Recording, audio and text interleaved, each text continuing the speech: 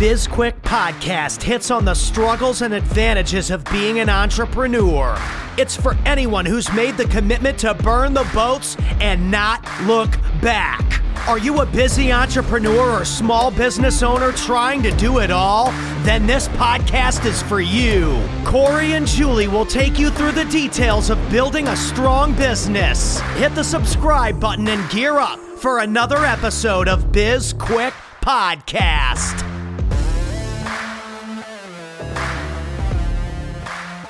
Hello and welcome to BizQuik. I'm Julie. And I'm Corey. And on today's show, we're welcoming back Scott Miller. We had him on really early in the BizQuik career? Universe? BizQuik world.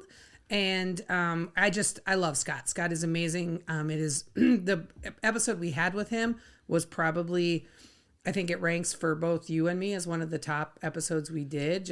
It was such great conversation. It was probably one of the most fun conversations we've had. Scott's a really good guy. He's a 25-year Franklin Covey associate. He was their chief marketing officer and executive vice president of thought leadership. He's a Wall Street Journal best-selling author. He just had a new book come out called Master Mentors, which we're going to spend most of the time talking about with him. It's really great. If you haven't read it, you should pick it up. And he is an Inc.com leadership columnist, and he just recently started the Ignite Your Genius career coaching series. So Scott is kind of a do-it-all kind of a guy. I'm not really sure when he actually sleeps, though interestingly enough, there is a chapter in the book that talks about that. So, wait, are you talking about the intro? Because he does talk about how he's... No, he has an interview that he does with one of the authors, and I'll find out the name of it. I'll figure out who it is. Daniel Pink, where he talks about where his peak performance time is. But anyway, on the front end here, before we bring Scott in, we're going to talk about just mentors in general. Well, before we jump into that real quick, when I was talking about the introduction, so when I first looked at the book, you gave me the book to read and all that, and I was looking at it, kind of making my first opinion, and I was like, oh, this slacker just got like 20 people to write chapters for him, and he just published it as a book. And then I started reading it, and I was like, oh, he wrote the book, and he was just telling the stories of the interviews that he had with the people in there. But that's why I read the introduction, because I was like, let me just see what this thing's all about. But yeah, he's up at, like, I think he said 4:00 every morning working, and like just crazy amount of energy, crazy amount of just drive that this guy has, and you'll hear it when he comes on the podcast. Just a giant ball of energy. He really is, and his writing is very funny. It's kind of quippy. So I actually had an early release of this book. I got the galley copy of it and had read that, and so he's just got some funny, just little bites of information, and I'm just very curious. I haven't. While I have the actual physical copy of the book once it was released, I haven't actually read that one. I read the galley copy. So I'm wondering if all of those quippy kind of things stayed in there or if any of them got removed before it went to publish. Well, I guess you'll find out.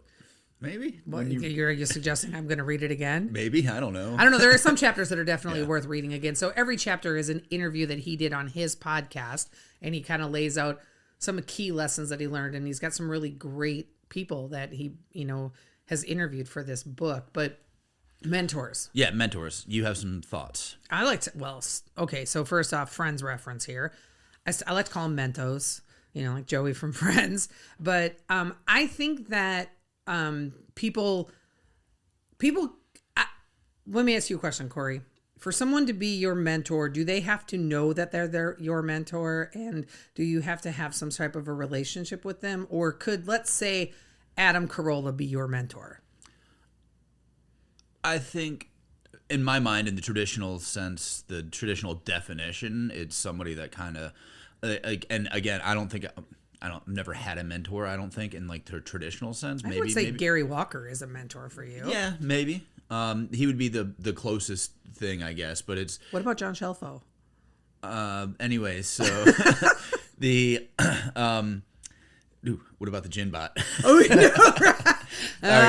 Inside joke. Yeah, references nobody else gets. Well, some people will get them. Some people will, but anyway, like in my mind, like a mentor is that kind of like that apprentice setup where you come in, you're working, like you've got an expert and you've got somebody that you want to learn what they know. And so you're kind of working for them, with them, picking up all the, the tidbits of knowledge and experience and whatever along the way.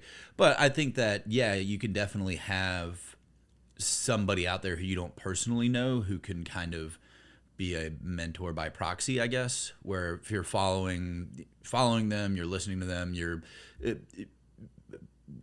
life is kind of being guided by them. I guess that it would be kind of, I don't want to say guided by them, but like a lot of what you do and you believe or whatever could be a part of maybe some of the knowledge that you got from that person. Maybe. I think if you don't actually have a relationship with that person, I don't think you can call him your mentor, right? Like, I will tell you very honestly, and I'm sure that, a lot of people are probably not going to agree with this. So for a long time, I was in Arate, and everybody referred to Andy Frisella and Ed Milet as their mentors. And I'm like, with very few exceptions, they don't even know most of you exist, right? They're just taking your money every month, and that probably sounds way more shitty than I mean it to, but like, you're paying to be a part of this group and this network. The people in the group know you exist and are the ones that are really giving you more guidance and day-to-day interaction. Ed and Andy show up 3 times a month to talk on a webinar and, kind of distill some lessons, and you can ask them some questions, but I mean, like, type the question into the questions box on Zoom and have them answered, but there's no interaction. And I don't think somebody can be your mentor if everything is one way, right? Like, you have to be able to engage and ask questions and learn. And listen, I love Andy Frisella. Like, I listen to his podcast. I think Andy is great, and I love everything that he's done and that he's doing, but I would never say Andy Frisella is my mentor, because I don't know him. And he doesn't know me. I can't have no interaction with him whatsoever. I would say my mentor, Ernie Gilchrist, right? Now, Ernie's like 80. Oh, he's probably older than 80 now. 80 years old. But Ernie taught me almost everything I know about mergers and acquisitions. And to this day, I still call him when I have business questions. Ernie is my mentor. It's a very, very clear relationship where we can speak to each other. He gives me guidance. He makes me laugh. He's a little nuts, but in the best possible way. Andy Frisella could never be my mentor. He doesn't know me. Sure. And I would agree with you to that, where back to kind of what I said, like in the traditional definition, it's that working under with somebody. And I guess that you need that personal aspect to it, because I can give advice all day long on this podcast, but if I'm not actually tailoring it to a specific person, like, how useful is it really? Like, to say, okay, yeah, I can take kind of bits and pieces of that and apply it to myself, but that personal aspect, yeah, I would agree, is a very important part of being a mentor, for sure. Yeah, I just, okay, good. I kind of figured that you would agree with me. I have a real problem with it, and it just kind of drives me a little insane that people do it. I don't understand why, because I feel like they do it because it makes them seem important, like they have a relationship there. Is there guidance that Andy gives that I follow? 100%. But I still would never say, that's like reading a book and saying, David Goggins is my mentor because I read Can't Hurt Me. Like, that's bullshit. Like, no. So, all right, and we're going to run out of time here on the front end, but just something to think about. Maybe we can bring this up with Scott when it comes to, because you know how we like to just shit on gurus. People call themselves gurus. Do people call themselves mentors in that same fashion that, hey, I'm a mentor for hire. Just pay me $500 a month and I'll never speak to you personally. That's a coach, right? Okay. Yeah. All right. Yeah, we will. Let's bring in Scott, and we'll see if we can get an answer to that question. All right. With so many things competing for our attention these days, efficiently acquiring and retaining customers is critical for small businesses. And that's why we launched Certivium, the newest business from the SB Pace team. Certivium is a business created specifically for entrepreneurs who need a hand with customer service, customer engagement, and social media management. We are an affordable option that any small business looking to grow needs to help maintain the most important part of their business, their customers. Find out if Certivium is right for your business at certivium.com. All right, welcome back to the show. We've got Scott Miller with us. Scott, it is so good to have you back. Julie, it's great to be back. What an honor. Thank you again for the spotlight. You are welcome. So I don't know if you know this or not. I think I sent you a message on this a while back, but Corey and I were recording some reels, and one of the questions we recorded was, what's the favorite podcast that we've recorded? And we don't know what the other one is going to say until they're spliced together. And both of us said you. Both of us did. And I got to tell you, we had you on so early on in the process for us that we really still sucked a lot at doing podcasts. So be prepared for a much better experience this time, Scott. I probably sucked as a guest. I hope I've improved as well too. So we'll see what happens today. I highly doubt that. So I love your energy, and I, really first became aware of you in the universe at Rise Business Conference in, was it in Charleston? Charleston, yeah. Yeah. And you did something that no other speaker did, is that you actually went out and connected with as many people as you could that attended the conference. And I just thought it was such an interesting way to grow your network, but to also really show that you wanted to have this long lasting impact on the people that had attended that conference. And it really, it's just amazing to me. I've never seen anybody do that before, Scott. No one has said that to me about that conference. You are exactly right. It was very deliberate and intentional, not to be self-serving. Obviously, I'm an author and have a brand, but I really wanted to connect with as many participants, kind of get a feel for why they were here and what they were hoping to learn. And I learned so much. There were chiropractors, there were physicians, there were attorneys, there were people with side hustles, there were full-time moms and parents that had a dream and a vision. So it was so helpful to understand why people were there, what was their circumstance, so I could connect to it. So thank you for recognizing it. Yeah. And, taking that connection one step further. So that Rise Business Conference was put on by Rachel and Dave Hollis. Yes. Yeah. And one of my favorite chapters in your book, Master Mentors, is the Dave Hollis chapter. Oh, wow. I love Dave. And it was such a great read going through that. Oh, thank you. Thank you. I'm a big fan of both of them. They've had a rough year, right? Yeah. A rough year and a half. And yeah. I in fact, Dave and I just emailed yesterday, as a matter of fact.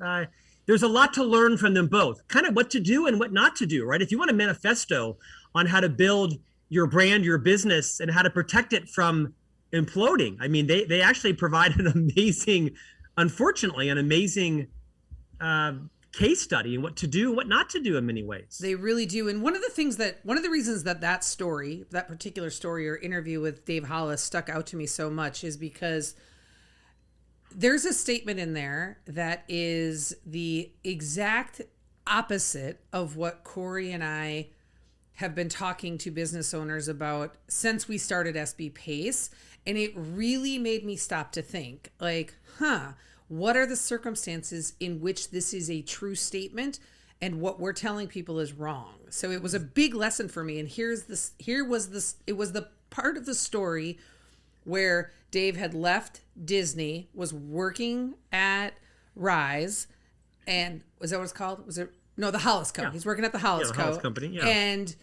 And Rachel sends him the email and tells him to stop acting like he's on the 17th floor or 7th floor, whatever it is, and to come down and talk to the people and to stop working on the business and start working in the business. And we literally are constantly trying to help entrepreneurs and small business owners get out of that, the working in and start to work on so they can grow and scale.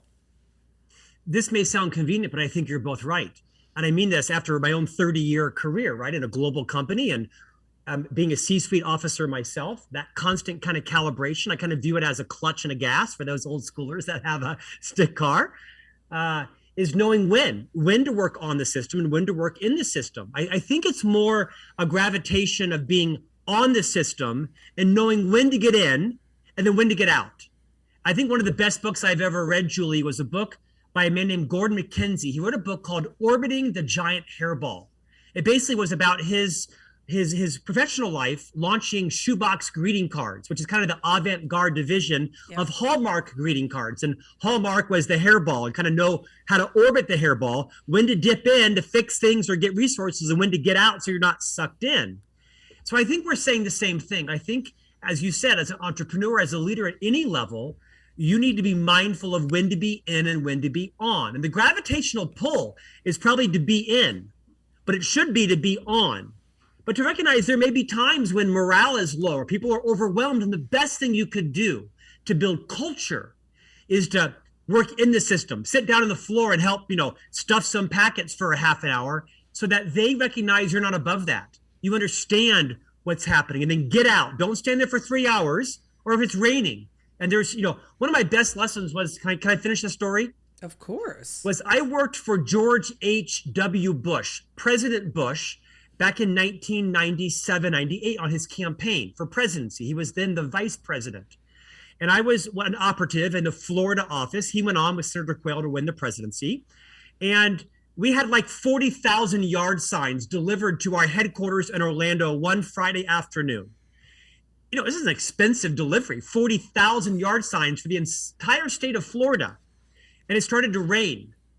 And the entire staff, including the state director, a guy that, met with the vice president on numerous occasions in his suit, came out and helped to unload pallets before the rain started to pour down. I was 18 years old. He had more important things to do, right? Courting governors, courting senators, raising money.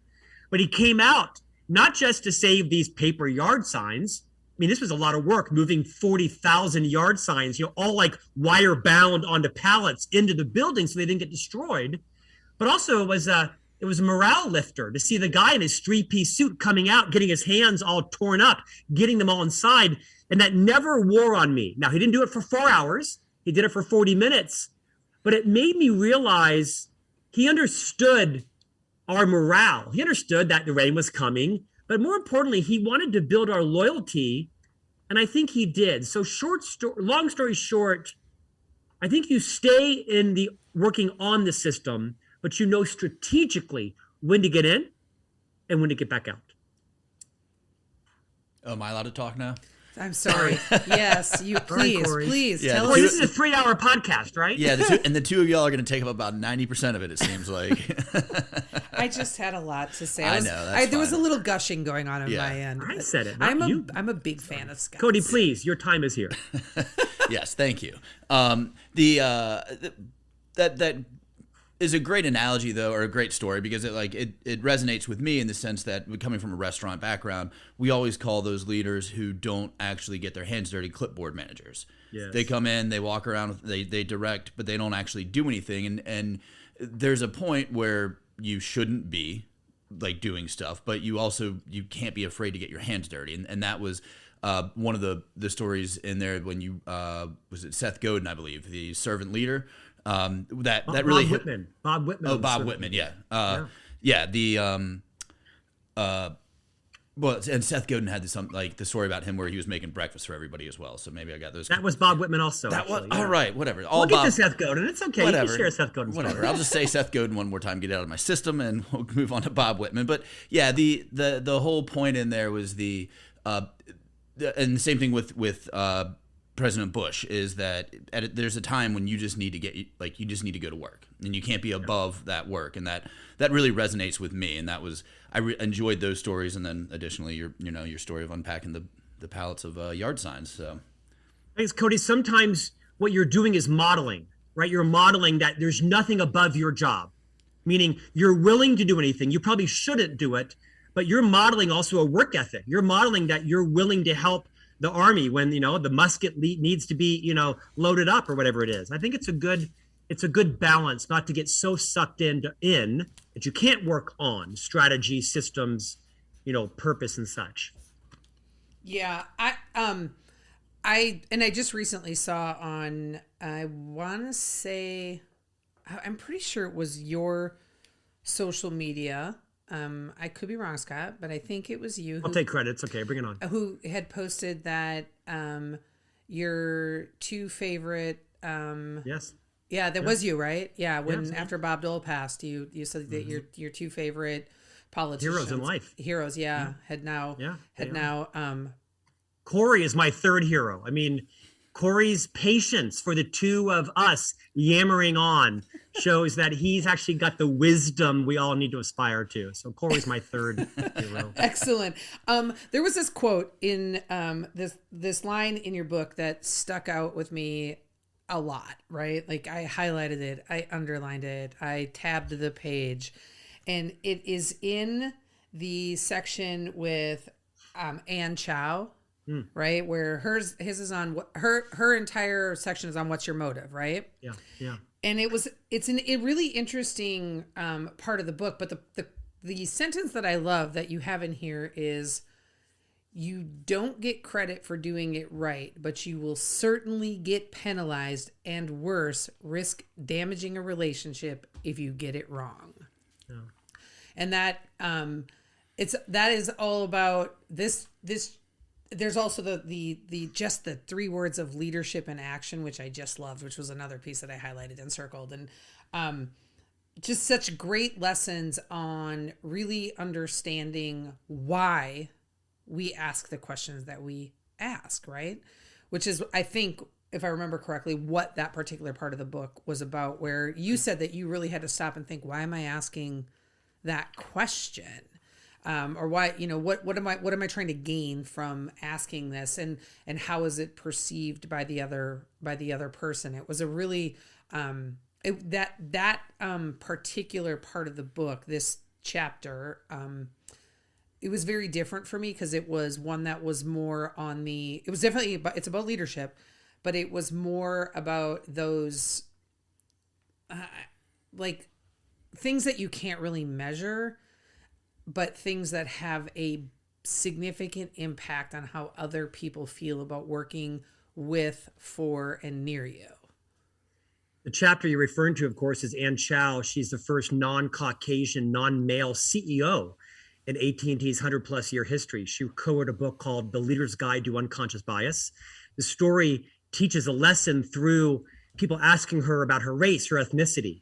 But when you really understand the value of the story, it's something that I'm learning later in life is how much my mindset, my experience, my background instructs the questions that I ask other people. I'm digging for information, oftentimes to use for their benefit, but maybe subconsciously, sometimes to my benefit at their detriment, not intentionally or maniacally, but subconsciously.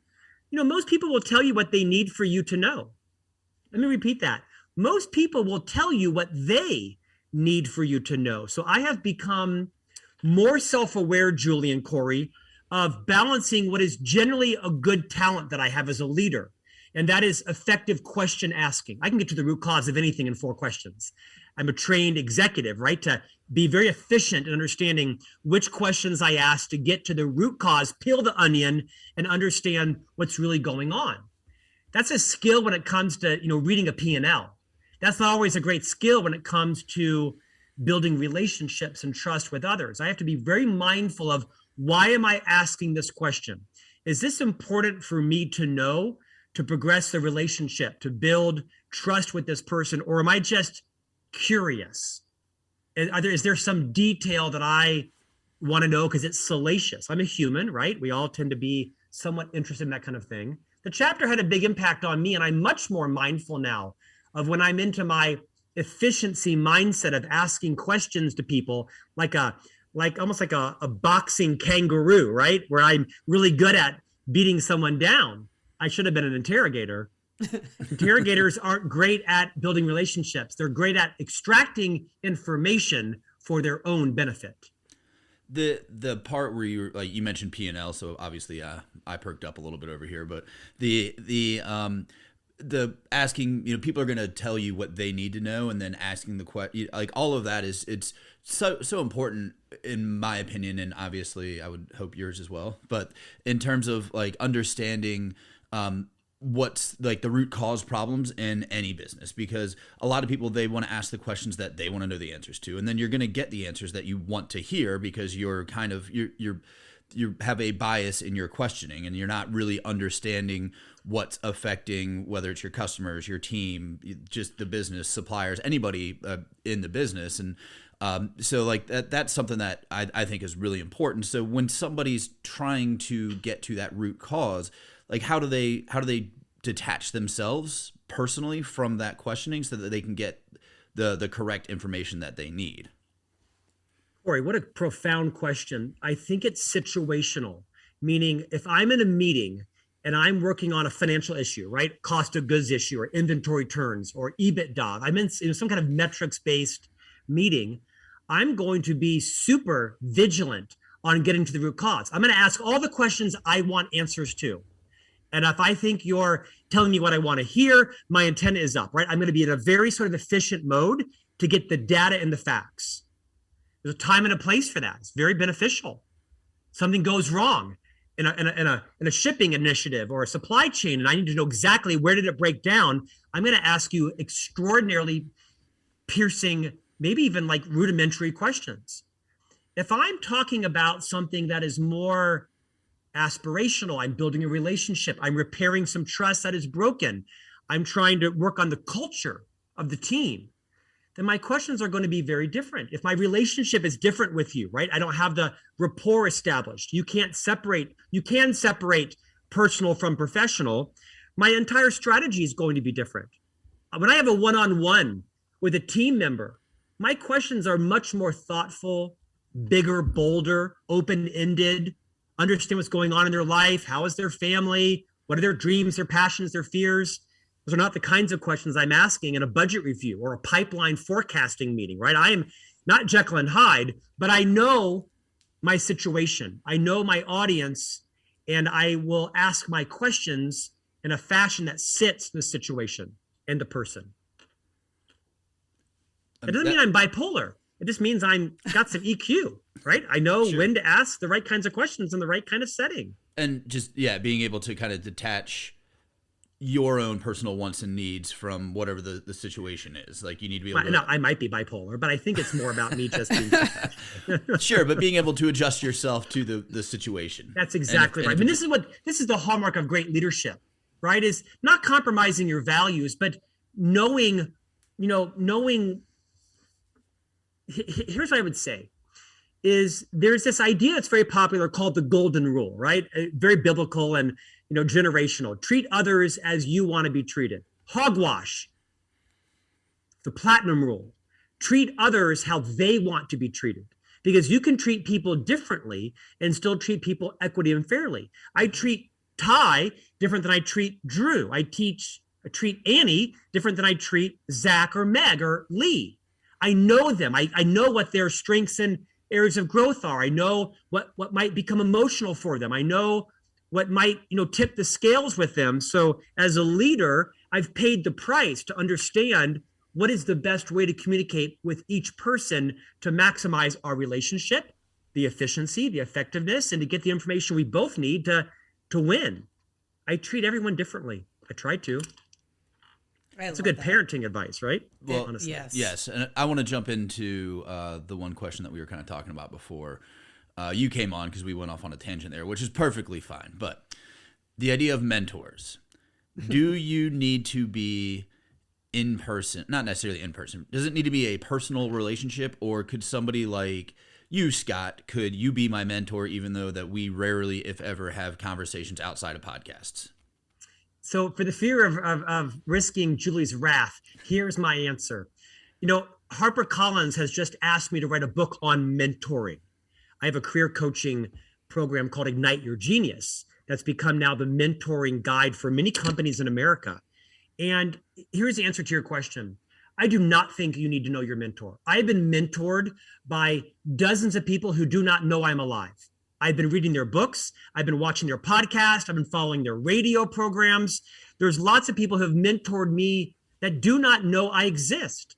Now, I'm going to date myself. I'm 53, but there was a man back in the 80s and 90s named Bruce Williams. He was sort of the Larry King of the radio. He's a financial expert. And I listened to his program for 15 years every night as I went to sleep in my teens. I learned so much about finances and interests. I like the Dave Ramsey of the 80s, if you will, right? Bruce never knew I was alive. Seth Godin was mentoring me years before we became friends. I do think you can have mentors and not have a formal relationship. But here's the difference. That's an informal mentor. If someone is your formal mentor, then you need to ask permission. You need to set guardrails and boundaries. Julie, I'm thinking of opening a flower business, and I need about 5 weeks of coaching every Monday from 5 to 5:45. Could I ask you some questions on supply chain, P&L, hiring, firing, licenses, cash flow, things like that? I won't ask you to fund my business. I won't ask you to open your Rolodex. I just want to ask you some very specific questions. That's a formal mentor. That person has said, yes, you've set some boundaries. There's a beginning and an end to this mentoring. But generally, I think it's too limiting to think that your mentor has to be someone that's on a Zoom call or sitting right in front of you, especially post-pandemic, where access to these people may not be as viable as it was because you saw the CFO in the office in the elevator every Thursday, or you met the chief marketing officer when she was in the lunchroom. I think times have changed, and virtual mentoring and anonymous mentoring is a great way to skill yourself. And there's also, of course, enormous benefit in having a formal mentor where they know and have accepted the role, and you've both set some boundaries on a beginning and an end. I'm not even going to argue with that answer, because how you positioned it with the informal and the formal. So yeah, we're good. I had my fight face on and I didn't even need to. So we need to start wrapping up. I wish we didn't, because we could talk for hours. Obviously, you're such a great guest, and you bring so much energy. Corey hogged it all, right? So I mean, Corey just talked nonstop. Welcome to my world, Scott. BizQuik podcast featuring Corey. Right. So before we wrap up, is there anything that we can do for you? You did. You invited me back on. You gave me a chance to talk about my new book, Master Mentors, where I expose readers to 30 transformational insights from some of our greatest minds. Some are major celebrities and some are not. And so I'm delighted to talk about mentoring, get a chance to articulate my point of view on how to be a mentor and how to find a mentor. I think it is a linchpin pivot point in everyone's careers. I've had dozens of mentors, many formal, many informal. And I'll bet you, Julie and Corey, I bet you I've mentored some people formally. I have. And I bet you I've mentored some people informally that hopefully have learned from me that I haven't, even been aware of. That's kind of called the circle of life. 100%. Tell our listeners how they can find you, Scott. ScottJeffreyMiller.com is the repository of all things Scott Miller. You can follow me on every major social media platform, including TikTok starting in January, Instagram, LinkedIn, YouTube, Facebook, and you can buy my books anywhere books are sold, including Amazon.com. I cannot tell you how quickly I'm going to follow you on TikTok, because you are hysterical on Facebook. So I cannot wait to see what happens on TikTok. Thank you so much for joining us. It was a privilege, and we are so grateful that you gave us time again today. And thank you to our listeners for tuning in. We do this for you, and everything about Scott is in the show notes. And if you want to work with us, reach out to us on our website, and we've got a ton of free content out there. Or if you're ready to work with us, give us a shout. We are ready to work with you, maybe. Connect with us on social media. We've got LinkedIn, TikTok, Instagram, Facebook, a YouTube channel, and everything you need to know about us is on sbpace.com. Don't forget to download and rate our podcast, and even better if you feel like subscribing and giving us a written review. Corey and I love to be judged and love feedback, and if you're interested in any topics, head on over to sbpace.com and fill out the form. We are happy to oblige if we can. And while you're out there on the internet, don't forget to purchase our book. It's called Seriously Now What? A Small Business Guide to Disaster Preparedness. There is a digital workbook download available on our website. Our book was a #1 bestseller on Amazon. And if you've already purchased the book, please rate and review it. We appreciate all feedback on the book. Was that long pause because you remembered that you're supposed to say bestseller I at said the it beginning? in order, and in the wrong order, yes. I'm Julie. I'm Corey. And this was BizQuik, helping small businesses across America.